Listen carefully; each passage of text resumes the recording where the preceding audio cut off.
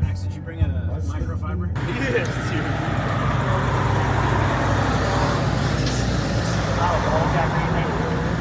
You have a bottle jack? No. You think we need one? Yeah. No. Why? I don't know. Can I get it up high enough? No. What about the bottle jack? It's a Super Radio ST 225. He's so shy. Yeah. Grab a rag, dude. Why'd you buzz them fuckers on? Oh, Busty's on. We get in there, or what's the deal? Probably. All right, well, we got to figure all that out. We can't even unload it on it.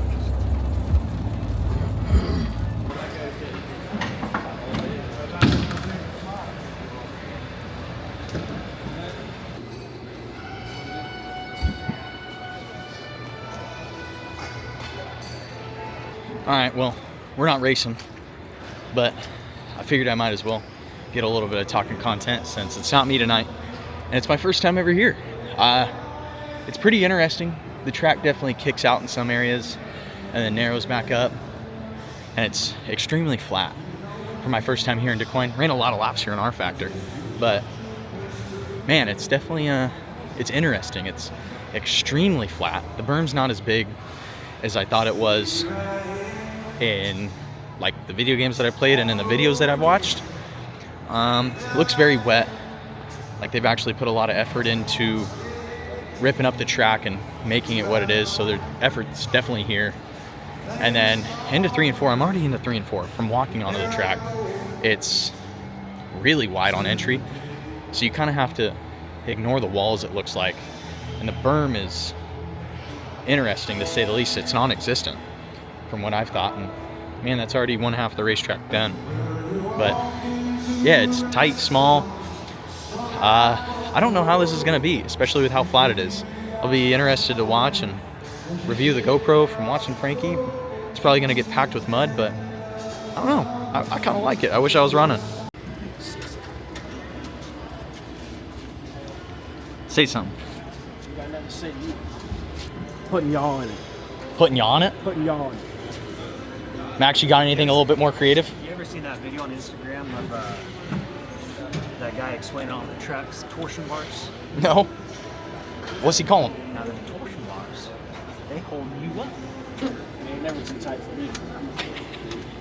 Really? Man. You got it? That thing, yeah, I got it. That thing is crazy. It must be the way some people hold their heads. Right. Because like balloons would be the way some people sit in the car. Head or, yeah. Get their heads down lower, it probably takes one. Right. It's the only thing I can think of. Wow, that's amazing. Thank you. Thanks. Finally, we are back to what I like doing, and that's the voiceovers. We've had a couple different videos, but man, I messed up. GoPro didn't work for qualifying. I don't know. Put in a new SD card and new battery, and she ripped for the rest of the night. But yeah, we're at Du Quoin. Frankie, I'm sorry if I call out your mistakes and you're not happy with me, but that's the name of the game, and that's just what we do here. And yeah, really looking forward to it. Du Quoin was really fun. Thank you, Frankie and Max, for taking me along. It was a great time. PRI was a great time. Frankie went quick time in his group, and then we'll see what happens in the heat race. And I'll be calling the shots, pointing out mistakes, seeing things that I could have done, or I'm just going to pretend like I'm in the race car and pretend like I'm getting ready for Chili Bowl and midget racing. So let's have some fun with it. Sorry, Frankie, if I make you upset, but that's what we do here.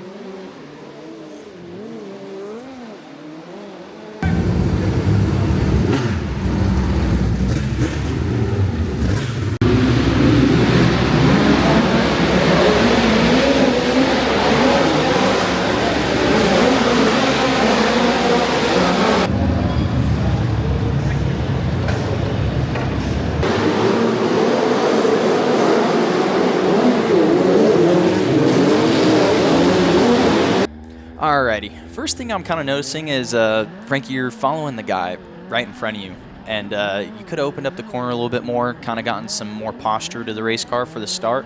Who cares if they yell at you? You always get another chance. And then a little shallow on the corner entry. Teamez was kind of running way above it because the curb's not that built up, and when everyone's doing this bumper tag stuff, I feel like you could probably get away with going way higher than everyone, because no one's going to shove a snout where it doesn't belong and get underneath you.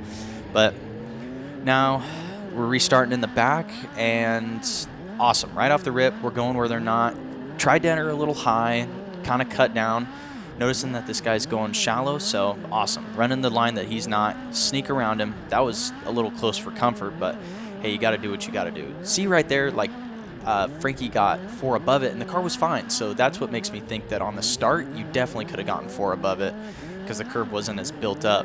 And you could have gone 4 above it, so that way your left rear is not really dangling in it and getting the rear end all chattering and all messed up. But guy let it float on the last corner, so Frankie definitely did the right thing and kind of picked his pocket a little lower. Now it's time to burn some hot laps and feel where the car is rolling.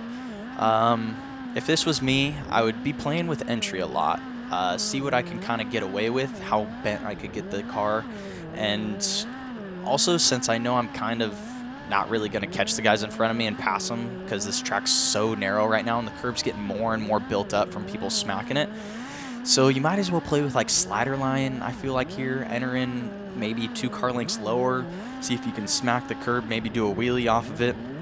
Or, and then vice versa, enter higher than it, like I think he does it right here. Like, yeah, that's really good. Right rear's up on it all the way around and just hanging a little bit off the exit. That kind of tells me that we can enter a little bit higher and straighter.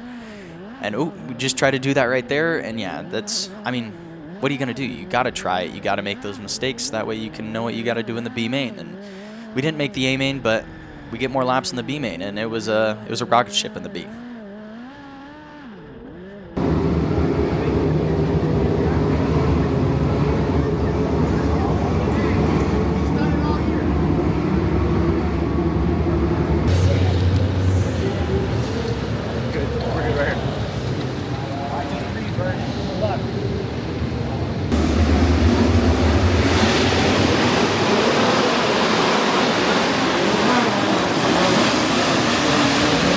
Starting 8th in the B. Oh no, we started 6th. Oh, I thought we started 8th.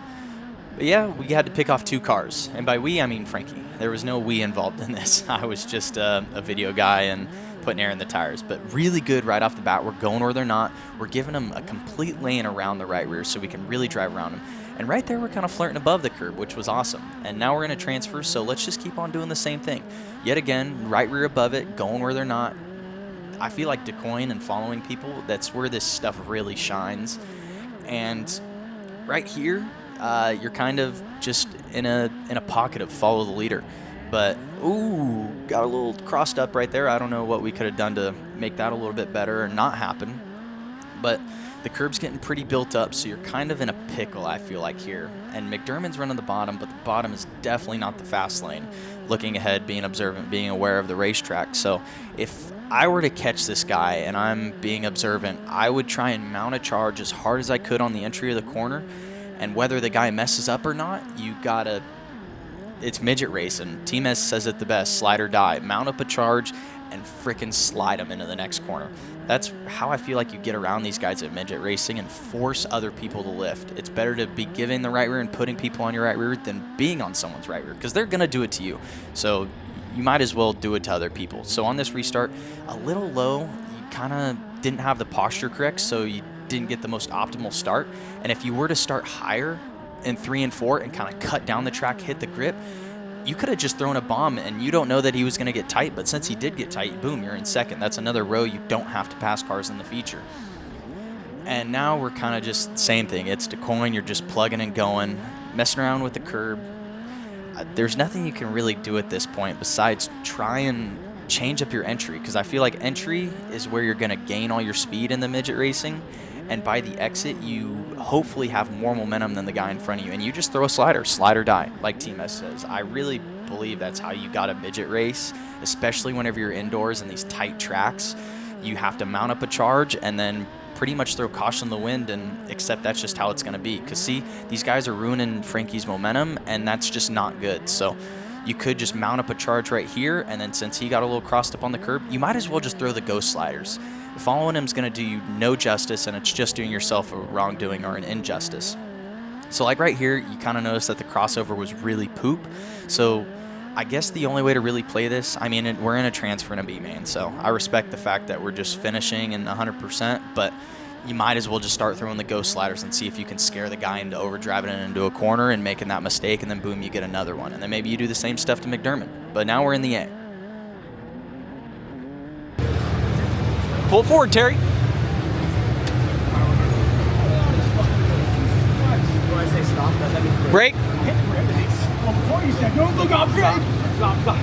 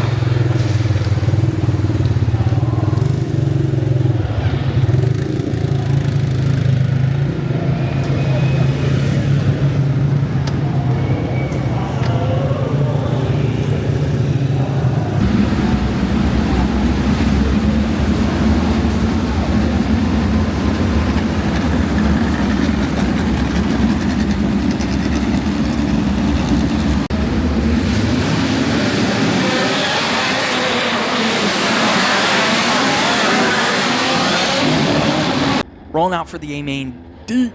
I mean, leader goes, you go. At that point, you could have shoved your snout underneath homeboy and went and picked off a row and then told him to screw off. But I love this, Frankie. I love that we're going where they're not, because in dirt racing, if you ever follow someone, you're just being silly at that point. And I feel like especially at these indoor tracks, following someone is never the correct thing to do, ever. I like how Frankie's snout is kind of positioned in a way that's underneath Newton, so if he does get all messed up, you can kind of use that right side nerve bar to kind of boot him out of the way, and you can also go down the track and still be clear of Chris Andrews. Just like that. Newton messed up, so you kind of pick his pocket, and yeah, boom, you're on to the next. And now we're still just running where they're not. It's really congested back here, so you're kind of in a pickle. Like, you can't really do what you want to do because you don't have clean air, but you're also not following the guys in front of you, which is really good. And here again, we're on the outside. Frankie was doing really good with the choose cone. I believe he picked up a spot right there because I told him just to watch 5 cars ahead of you, and if anyone doesn't go somewhere, you just fill the gap. A spot's better than not being in, or than just falling in line and going the opposite of the guy in front of you. If there's a free spot, you take it with the choose cone always, because you could have started, if it was just a normal double file, you could have started right there anyways. So you just take it and try and get it going. But ooh, McDermott looked like he was going to go to the top right there, but he didn't. I would have probably thrown a bomb right there, and McDermott definitely would have chopped my little snout. But good thing McDermott's running the bottom, so just go where they're not. But now I'm kind of noticing that McDermott's on the bottom, and he's actually hanging tough with these guys in front of him. So the bottom is a viable resource. Like right there, you notice that McDermott kind of got to run. That guy got a little tight. Slide him. Put him behind you. Put him on your Irish. Slide him. Get him out of here. Get him gone. Frankie just did it with this guy. Let it float. Midget race him. Boom. You got another spot. And now we're back up to not following people. I really love that, Frankie. You're doing a good job of not following people. And boom, it just paid off for you because homeboy gets a little tight on the bottom, and you kind of just rip right around him. And now you're kind of just following McDermott and just picking off spots, but McDermott's picking off spots as well. And this is where I feel like we could have picked this guy's pocket a little bit. He's kind of letting it float, being kind of in your way. And midget racing, I feel like you can use that front bumper and kind of just make people make mistakes. Like right there, just freaking ass pack him going in the corner. What's he going to do? He's not going to... What are you going to do? Spin him out and he's going to MF you off the track? Okay, cool. Don't miss the bottom, or don't run that right through the middle. I mean, I don't know what to tell you. But here we're still running around the outside. Frankie's actually carrying really good momentum on the outside and mounting up a really good charge. Probably a little bit too much momentum, but hey, you got to flirt with the line a little bit sometimes, and that's how you get going fast. But still just flirting with it, and we're kind of at a stalemate right here. We're kind of just running the top. Frankie's clicking off really good laps. His hands are really smooth. He's doing a really good job, but we should just get this guy behind us. Ooh, another yellow. And now, up on the outside, Frankie was doing really good on the outside on these restarts. Maybe a little aggressive on the petrol right there, but that's okay. You ain't got that many races under your belt this year. But boom, homeboy misses the bottom, and boom, you get around him. That's perfect. And now we're just back to running the top, because I feel like the top here, you definitely carry a lot more momentum. And then boom, I really like that. I feel like in midget racing, if you get your car bent and the guy on the outside of you makes a mistake like McDermott just did, you have the option to kind of recoil the throttle and get back underneath him and put him in a pickle where he has to lift, because the right rear always wins, especially if you're slamming someone up against the wall. But at this point, the rear end's fumbled. I don't know how it happened, but it's just how it happened. And then you'll see right here, Frankie gets a little crossed up and he can't really turn. And yep, McDermott just finished off the front end. So that sucks, but oh well. Thanks for having me, guys. Thanks for watching. If you guys, yeah, there's Kenna. She's leaving. I don't know where the hell she's going, but thank you guys for watching, and stay tuned to the next time. Here's Frankie's bent race car.